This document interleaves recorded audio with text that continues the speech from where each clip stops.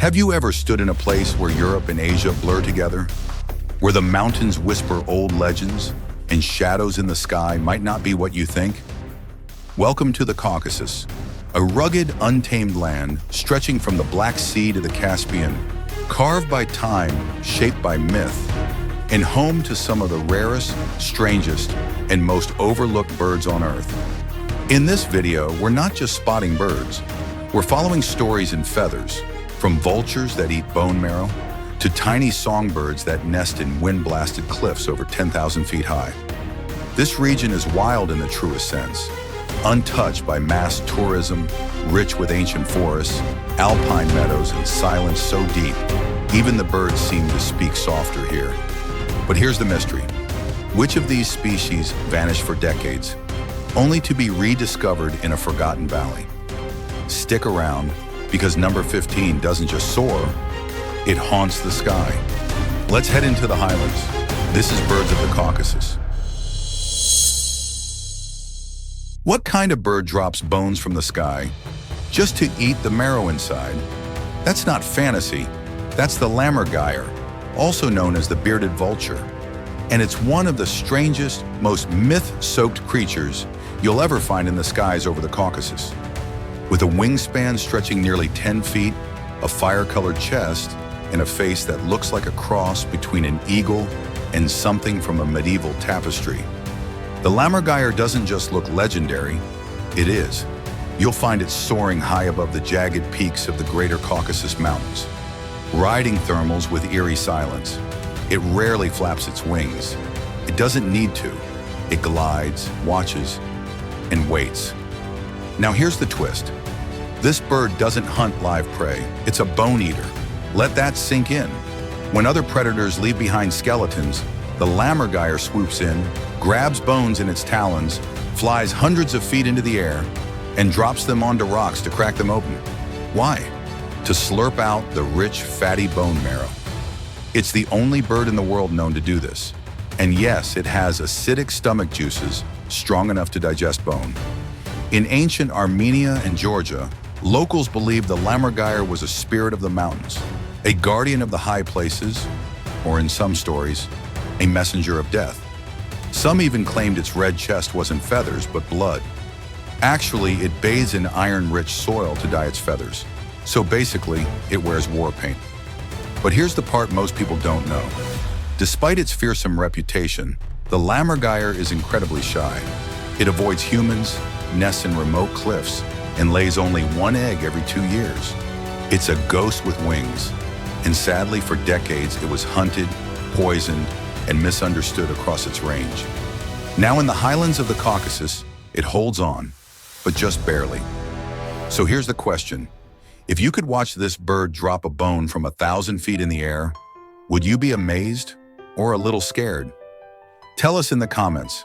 Coming up next, we scale higher, into the snowy ledges where a chicken-sized bird survives blizzards and sings into the silence. What kind of bird lives above the tree line, blends into the rocks, and sings like a lonely trumpet echoing through the snow? Meet the Caucasian Snowcock, a mountain phantom, a true specialist of the high altitudes, and a bird so elusive, many lifelong birders have only heard it, never seen it. This rugged, football-sized bird lives in one of the harshest environments in Europe, the alpine zones of the greater Caucasus, often above 3,000 meters, where trees don't grow, winds scream across bare ridgelines, and snow covers the ground for much of the year. You'd think it would be flashy, dramatic, maybe a little cocky. But no, it's rock-colored, literally, mottled gray, brown, and black with pale underparts. It vanishes into the scree slopes like a shapeshifter in feathers. But then, it calls. A low, whistling, horn-like cry that echoes across the valleys. A sound that's both haunting and weirdly beautiful. If loneliness had a sound, this might be it. Fun fact, despite looking like a fat partridge in hiking boots, the snowcock is a surprisingly good climber. It hops, runs, and scrambles across vertical rock like a seasoned mountaineer. No ropes, no drama. It feeds mostly on alpine herbs, moss, and anything green enough to survive up there. which isn't much. But that's kind of the point. The Caucasian Snowcock lives where few others can, and that's its secret weapon. And here's your twist. This bird is completely endemic to the Caucasus Mountains. You won't find it in the Alps, not in Asia, not even in the Himalayas. Just here. That means if it disappears from these peaks, it disappears from the planet. It's already been listed as near threatened, thanks to habitat pressure, illegal hunting, and climate shifts that push the snow line higher each year. And yet, it still calls from a ledge, somewhere above the clouds. So here's your challenge. Would you hike through thin air, wind, and ice just to catch a glimpse of a bird that's probably watching you the whole time? Let us know in the comments. Next, we head even higher, where the snow glows blue and a flash of red against the white signals one of the most dazzling birds in the region. High above the tree line, where even the snow looks tired of sticking around, a flash of fire-red darts across the ice. This is Georgian Redstart, and if you've never heard of it, well, you're not alone. This bird is like a ruby with wings, found almost exclusively in the icy heights of the central Caucasus and only during the harshest months of the year. Wait, did we say winter? Yep. While most birds flee the cold like it's tax season, this redstart moves up in elevation. You'll find it perched on rocks surrounded by snow, bouncing around like the cold doesn't even register. Males are truly striking. Midnight black heads, brilliant orange-red bellies, and white wing patches that flash when they fly, like embers scattered on snow. The females, more muted in color, hold their own charm. Earthy, soft, always watching. Fun fact, this bird is what biologists call a sky island specialist. It thrives in isolated high-altitude zones that are like little continents in the clouds, completely cut off from everything else. And here's the twist. While they look delicate, these birds are survivors. They feed on frozen berries, insects that barely move, and they nest in cracks between boulders, protected from the winds but exposed to the silence of the mountains.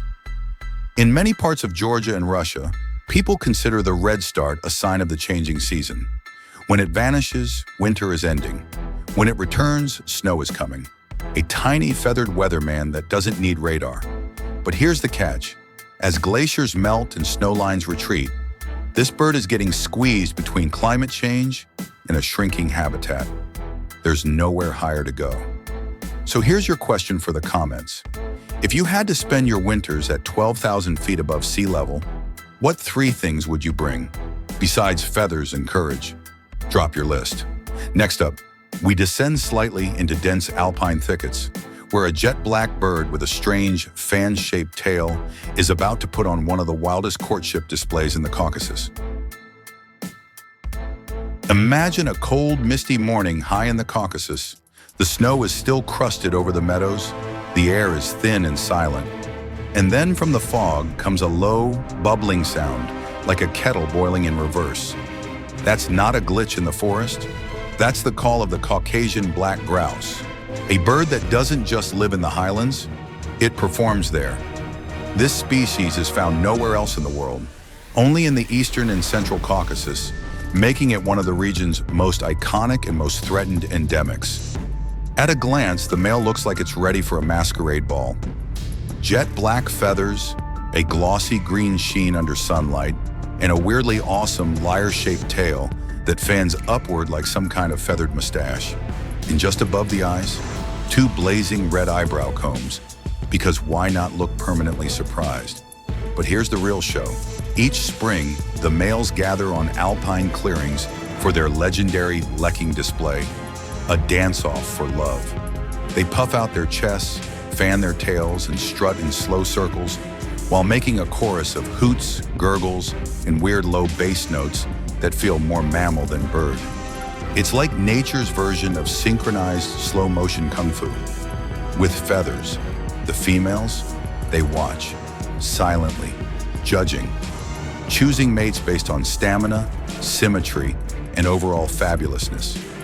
Fun fact, this bird's display grounds, called leks, are passed down through generations. Same spot, same time, every year. which means if that meadow disappears due to development or grazing, so does the tradition. And here's the twist. Despite its showy personality, the Caucasian black grouse is extremely shy outside of breeding season. It disappears into mountain scrub, barely making a sound, camouflaged like a shadow with wings. It's listed as near threatened, with habitat loss and climate change slowly chipping away at the ancient rhythm it relies on. So here's one for the comments. If your dating life depended entirely on your dance moves, what would your signature move be? Lecking shuffle? Interpretive tail fan? Let us know. Next, we drop into the cracks and shadows of mountain boulders, where a secretive bird waits, cloaked in grays and soft whispers, seen by few, known by even fewer. Blink, and you'll miss it. Or actually, you probably won't see it even if you don't blink. Hidden among the rocks and alpine scrub of the eastern Caucasus, the Ratay's accentor is a bird that seems to specialize in one thing: not being noticed. It's small, it's brownish-gray, it moves like a shadow in a hurry, and yet for those who do catch a glimpse, it's one of the most quietly fascinating species in the region. Named after 19th century German naturalist Gustav Ratay, who apparently had the patience of a glacier, this accentor thrives in cold, windy elevations where even trees give up. It nests low to the ground, forages among rocks and leaf litter, and sings a soft, silvery song that drifts through the fog like it's afraid to wake the mountains. Now, it may not be flashy, it's not doing aerial courtship dances or screaming into the sunrise, but Ratay's accentor has something else: mystique. This bird is a symbol of subtlety. It survives in one of the harshest climates in Eurasia without size, strength, or color to help it. Just a sharp beak, good instincts, and total discretion. Fun fact, Ratay's accentor is part of a small, unique bird family that only lives in mountainous regions of Central and Western Asia. They're like the secret club of alpine songbirds, low-key, loyal, and impossible to find unless you're in the know. Here's the twist. Because it lives so far from people and blends in so well, very little is known about this bird's behavior or population. In fact, much of what we do know comes from the spring, when the males sing just enough to give themselves away. But once breeding season ends, silence. Like they were never there.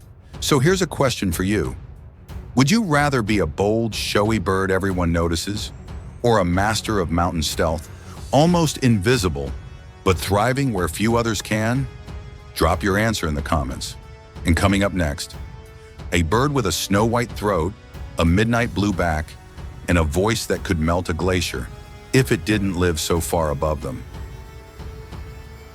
If elegance had wings and wore a tuxedo with a splash of sky, it might look something like this. Say hello to the white-throated robin, a sleek, sharp-eyed traveler that only graces the Caucasus Mountains for a few short weeks each year. Then, poof, gone like a dream before coffee.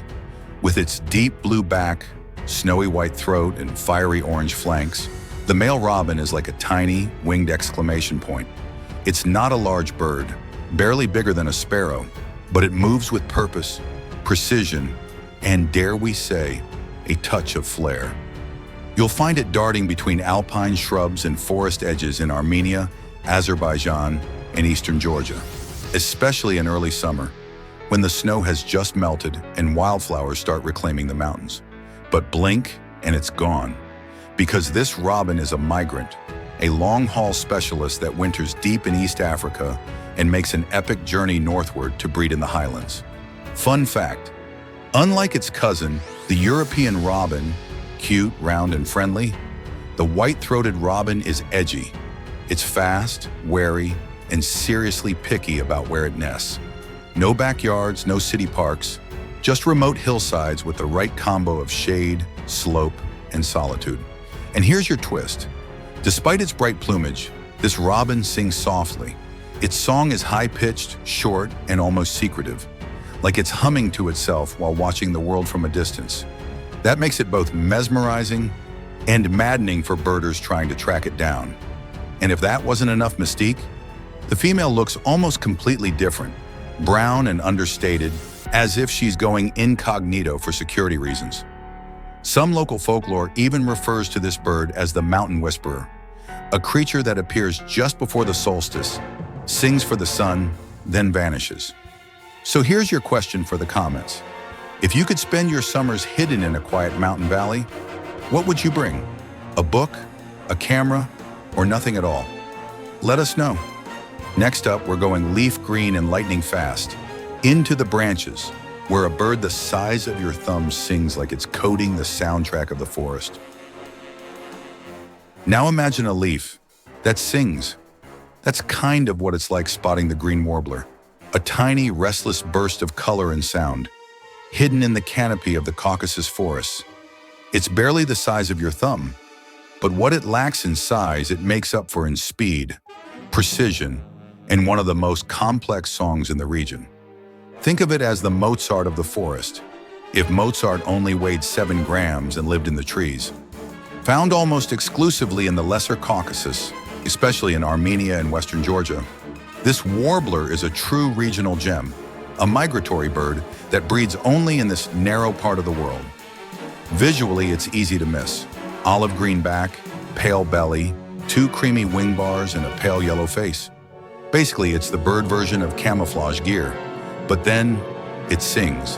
High-speed notes, clear whistles, and intricate trills that go on for 5, sometimes 10 seconds. It's like a forest code, tapping out messages you'll never decode but somehow still feel in your chest. Fun fact, unlike most warblers, the Green Warbler is known to sing constantly, even while foraging. It doesn't perch to perform, it just multitasks, snatching bugs mid-hop while soloing like a jazz flutist. And here's the twist. Because it only breeds in this tiny part of the world, climate shifts or habitat loss here affect the entire global population. There's no second home, no backup plan, just these misty slopes and a few months of sunlight. Despite its quiet global profile, the Green Warbler has a loyal fan base among hardcore birders, many of whom hike miles just to catch a glimpse, or even better, a recording of its performance. So here's one for the comments. If you had one signature sound to represent you in the wild, would it be a song, a roar, or total silence? Drop your pick below. Next up, we're heading toward the cliffs again, where a bird dressed in midnight blue sings from solitude and looks like it came straight out of a Gothic painting. There's something haunting about hearing a song echo off a cliffside when you can't see anyone singing. That voice? It might belong to the blue rock thrush, a bird that doesn't just perch. It performs from the edges of the world, found on rocky slopes, canyon walls, and ancient ruins throughout the Caucasus, especially in Georgia and Azerbaijan. This bird is equal parts loner and showman. It prefers elevation, isolation, and good acoustics, like a reclusive artist who only plays rooftop concerts at dawn. The male is stunning in a subtle way. Deep navy blue, almost black in the shadows, but when sunlight hits, he glows. A muted indigo, soft and smooth like weathered stone soaked in twilight. He sings a melancholic fluting melody, often while standing alone on a rock, surveying the world like a brooding poet. It's not a flashy tune. It's atmospheric, moody, and unforgettable once you've heard it echo through the mountains. Fun fact, despite its name, the blue rock thrush isn't technically a thrush. It's more closely related to old world flycatchers. So yeah, it's been misnamed for centuries, but it's too classy to correct you. And here's the twist. This bird is often associated with ruins and abandoned places. It loves nesting in old monasteries, castle walls, and broken towers, essentially making it the unofficial patron bird of mysterious places. Some locals even believe its song brings good luck, or at least good weather, if you hear it before a journey. It's solitary, yes, but purposeful. It doesn't need a flock. It doesn't need attention. It just needs space, stone, and sky. So here's your question. If you could choose any place to sing your heart out with no one watching, where would it be? A mountain peak? An abandoned fortress? The shower? Let us know in the comments. And coming up next, we swap shadows for shimmer as we meet a tiny flame-headed songbird with feathers like hot coals and the attitude of a caffeine overdose. If birds were candy, this one would be a sour cherry fireball with wings. Meet the Red Fronted Sarin, a compact, hyperactive spark of color that flits through the high-altitude slopes of the Caucasus like it's running late to a party only it knows about. Barely bigger than a golf ball, this sarin sports jet black plumage with a bold, blazing red forehead, like someone dipped its head in hot lava. The contrast is striking. Against snow, stone, or sun-bleached grass, that red patch lights up like a warning flare, or a fashion statement, or both. You'll find it in loose flocks darting through the rocky meadows and alpine ridges of Georgia, Armenia, and sometimes eastern Turkey, often above 2,000 meters, where the air is thin and the wind never stops moving. Fun fact, unlike most birds at that altitude, the red-fronted sarin is a seed specialist. It feeds on grass seeds and alpine weeds, and it does so with frantic precision, like it's always in a rush to eat before someone else gets there. It also has one of the most rapid, jittery flight patterns you'll ever see. Watching a flock take off is like watching a handful of live embers tossed into the wind. Here's the twist. For such a flashy little bird, the red-fronted sarin has almost no presence in popular birding media. It's bizarre, beautiful, and lives in one of the most dramatic landscapes on Earth. And yet most people have never heard of it. Maybe that's part of its charm. It doesn't need fame. It's just here to vibe, survive, and light up the mountains for those lucky enough to notice. So here's your question for the comments. If you could add one bold color to your look, just like the sarin's red flash, what would it be and where would you wear it? Forehead, boots, full peacock mode? Coming up next, a bird of prey that doesn't soar through storms, but rides the warm sunset winds with grace, speed, and just a little attitude.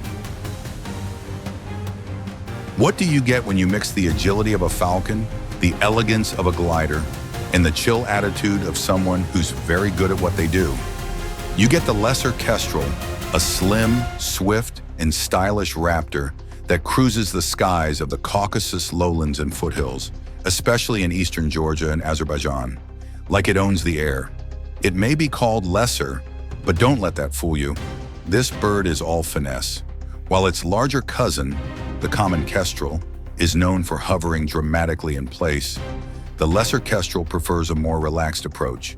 It glides low over fields, searching for grasshoppers, beetles, and the occasional unlucky lizard. No theatrics, just results.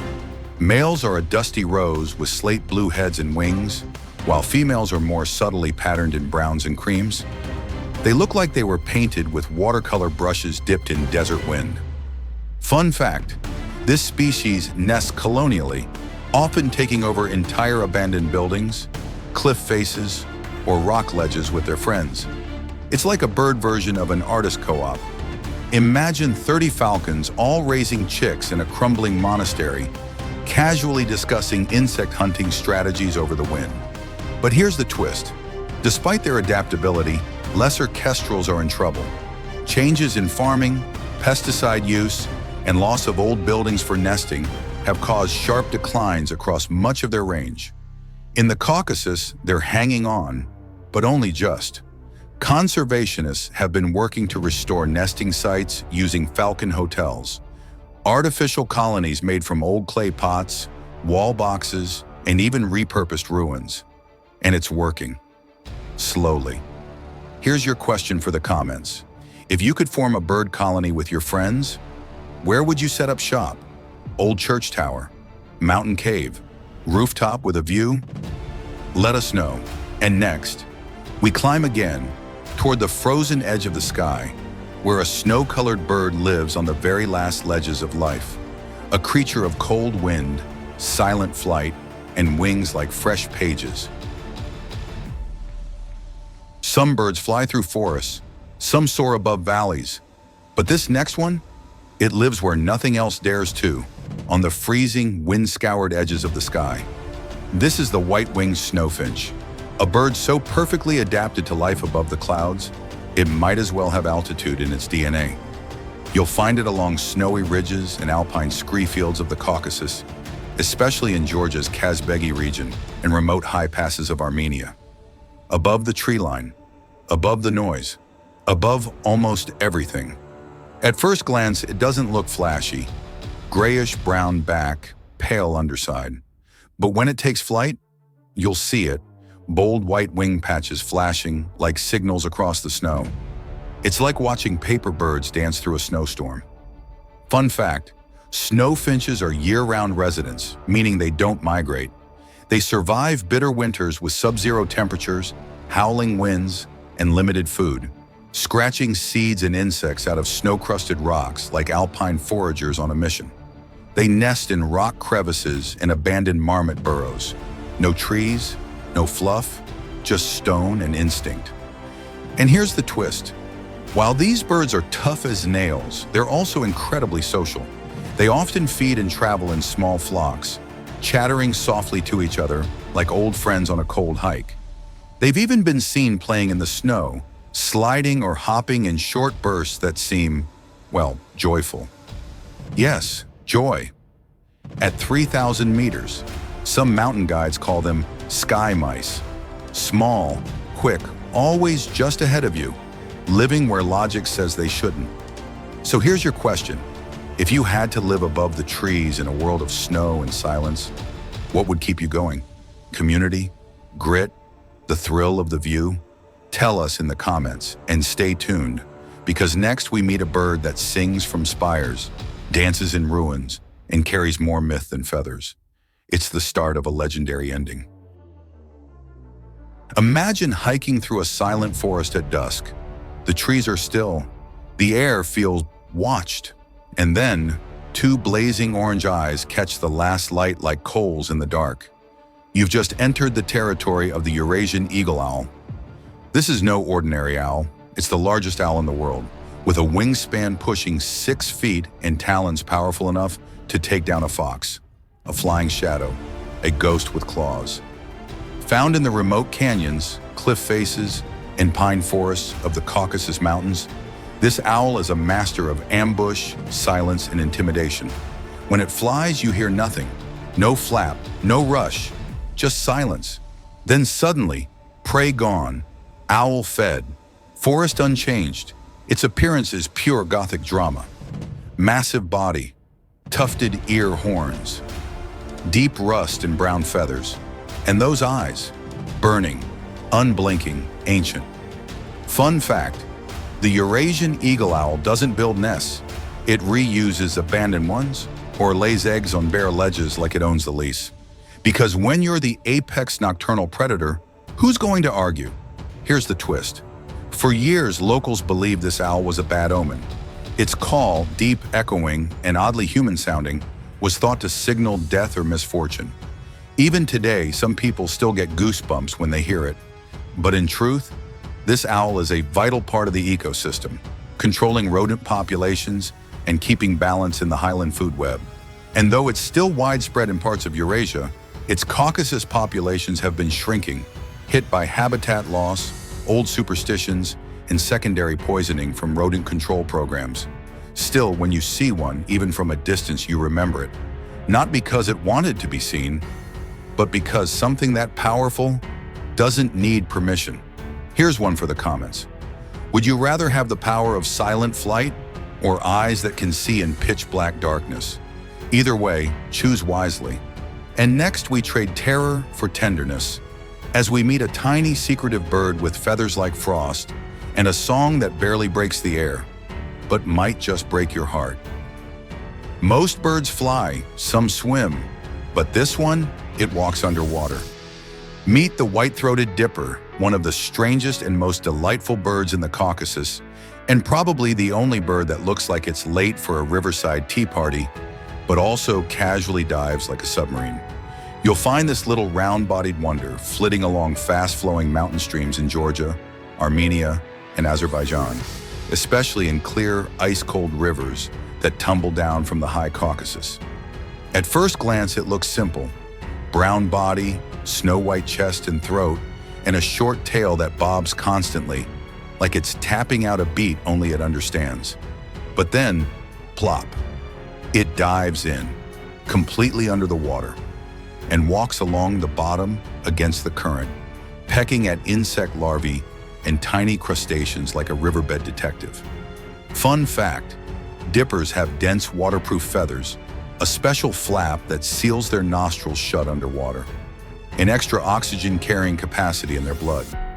They're not just good swimmers, they're built for it. In the Caucasian subspecies, it's slightly larger, bolder, and prefers the coldest, most remote streams. It nests behind waterfalls in mossy crevices or even under bridges where humans rarely go. Now here's the twist. Despite thriving in such rugged, icy places, the dipper's song is gentle, musical, and surprisingly sweet. It sings even in winter, standing on a rock surrounded by snow and rushing water, as if nothing can silence it. In many mountain cultures, including parts of Georgia, the dipper is seen as a symbol of resilience, a creature that sings through the cold and survives by moving against the current. So here's your comment question. If you could master one element, air, earth, or water, like the dipper does, which would you choose and why? Drop your answers below. Coming up next, we look skyward again, toward a feathered sentinel that watches from the cliffs, rides thermal winds like a ghost ship, and closes this list with the gravity it deserves. Let's be honest, vultures don't usually win beauty contests, but this one, it wins the sky. Introducing the Griffin Vulture, a massive, soaring titan of the Caucasus Mountains, and a bird that proves you don't need bright colors or pretty songs to be absolutely awe-inspiring. With a wingspan of nearly 9 feet, yes, 9, the Griffin Vulture rides the thermals above Georgia's cliffs, Armenia's canyons, and Azerbaijan's crags like a floating fortress. It barely flaps. It doesn't need to. It simply circles, waiting. This vulture is a scavenger, yes, but don't call it lazy. It's part of nature's cleanup crew. Essential, efficient, and wildly underappreciated. Fun fact, Griffin vultures have vision so sharp they can spot a carcass from several miles away. And when one dives, the others follow, often forming a whirling, slow-motion cyclone of wings as they descend. Despite their fearsome size, they're non-aggressive toward humans and actually quite shy. They nest in colonies on sheer cliff faces, where they raise just one chick per year, a long investment in a long life. These birds can live up to 40 years in the wild. Here's the twist. For centuries, vultures were vilified, seen as symbols of death, decay, and bad omens. In some Caucasus folktales, they were messengers of the underworld. But the truth, without them, disease spreads, rot lingers, ecosystems break down. And in recent decades, griffin vultures across Eurasia have suffered massive declines due to poisoning, habitat loss, and misunderstanding. In the Caucasus, small protected populations are now making a slow, hopeful comeback. There's something haunting about seeing one up close. Its bald head, heavy beak, and unreadable stare. But in the air, its grace, its power, it's a reminder that the sky belongs to more than just the beautiful. So here's your final question. What's one animal you used to fear, but now admire? Tell us below. And now, one last flight. Because our final bird doesn't just live in the mountains, it rules them.